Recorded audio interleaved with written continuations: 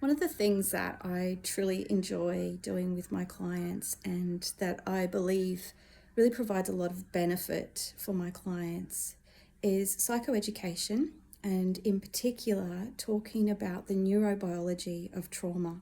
So how the effects of trauma and chronic stress alter brain functionality.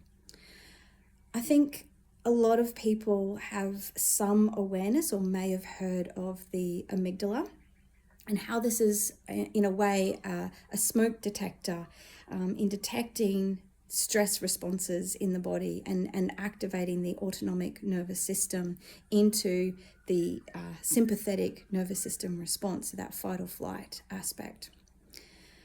However, not a lot of people are aware of the role the right anterior insular part of the brain plays in this stress response. So this part of the brain, when we're hyper-aroused, when we're feeling really quite overloaded, overwhelmed, we have a lot of chronic stress in the body, this part of the brain actually becomes quite heightened and oversensitive.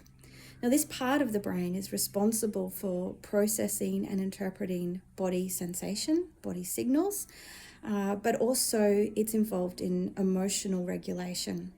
So when we're in a very heightened state, in that hyper-aroused state, we can become very emotionally reactive. We can feel a lot of emotions at one time, but we might also be feeling really quite sensitive to stimuli.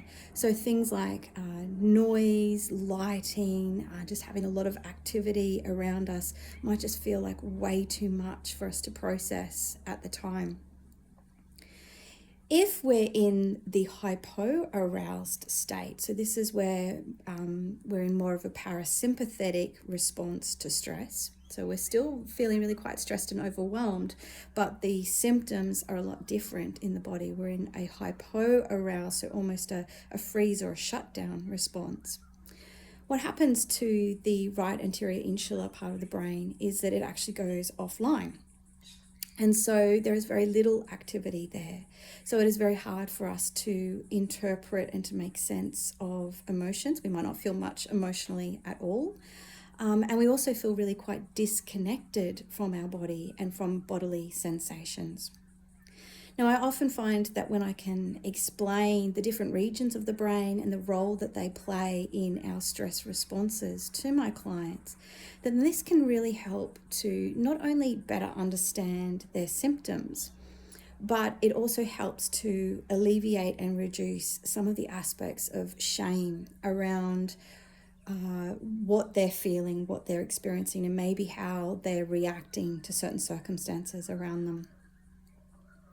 What's equally valuable, I find, in my offerings, particularly in this education, is learning how somatic experiencing and utilising somatic tools can either stimulate that part of the brain or downregulate that part of the brain, depending on where we are in our nervous system response. So there are particular techniques, somatic techniques, whereby we engage with the body. We bring awareness into sensory experience in the body. We help to bring a sense of safety and regulation to those sensations in the body so that we can start to activate these parts of the brain that have become quiet or dormant in response to chronic stress and or trauma response. This is why in my therapies I tend to take a bottom-up approach. So we certainly work more with the body and the sensations that we're experiencing in the body, and even learning how to cultivate deeper relationship with the body so that we are reactivating, re-stimulating these parts of the brain. And once we've done that and we've created a sense of safety within the nervous system, then it's a lot easier to start employing things like cognitive behavioral therapies and talk therapies, because we're a lot more receptive and a lot more open to taking on those new ways of thinking.